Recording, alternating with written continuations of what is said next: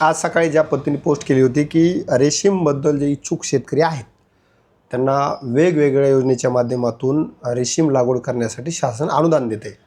याच्यामध्ये बीड जिल्ह्यामध्ये आपल्याकडं सिल्क समग्र अभियान 2 अंतर्गत किंवा पोखराच्या अंतर्गत रेशीम लागवड ही केली जाऊ शकते आणि त्यासाठीचं अनुदान देखील आहे।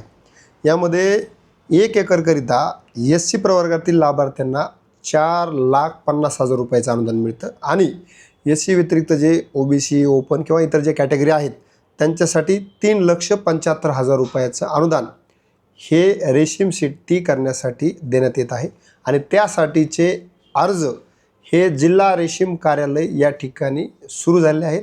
अर्जाची नोंदणी चालू आहे। कुणाला जर आवश्यक अर्ज लागत असतील अर्जाचा नमुना तर मी WhatsAppद्वारे त्यांना पाठवू शकतो। याच्यामध्ये तुती लागवडीसाठी त्याचं युनिट कॉस्ट 60,000 आहे आणि त्याला अनुदान हे SC आणि ST प्रवर्गासाठी 54,000 आहे आणि इतरांसाठी 45,000 आहे।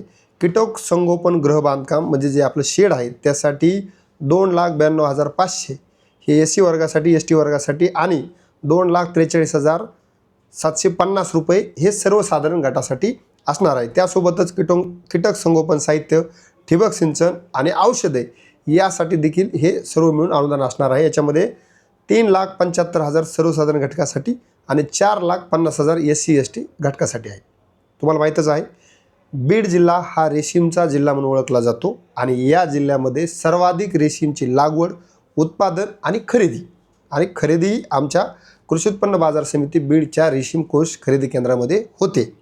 आपल्या जिल्ह्यामध्ये रेशीमकडे बहुतांश शेतकरी वळत आहेत।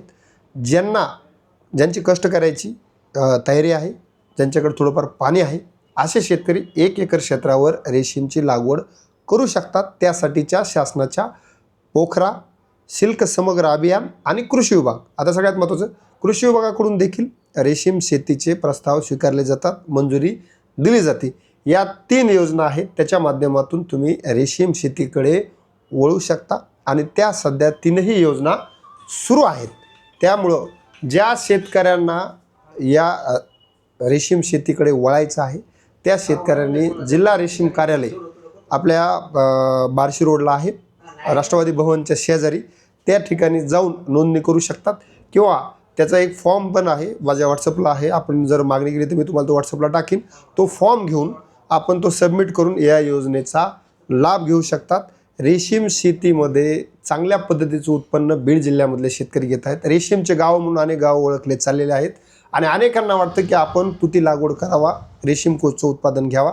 त्या सगळ्या शेतकऱ्यांनी जिल्हा रेशीम कार्यालयाअंतर्गत सुरू असलेल्या योजनेचा लाभ घ्यायचा आहे, कृषी विभागाकडून सुरू असलेल्या योजनेचा लाभ घ्यायचा आणि पोखराकडून असलेल्या योजनेचा लाभ घेऊन आपलं उत्पन्न वाढवायचं आहे। शेतीमध्ये राम आहे, मात्र शेती चांगल्या पद्धतीने केल्यानंतर आणि रेशीमचा जिल्हा म्हणून जी ओळख आहे ते आपल्याला पुढे घेऊन जायचे आहे। धन्यवाद।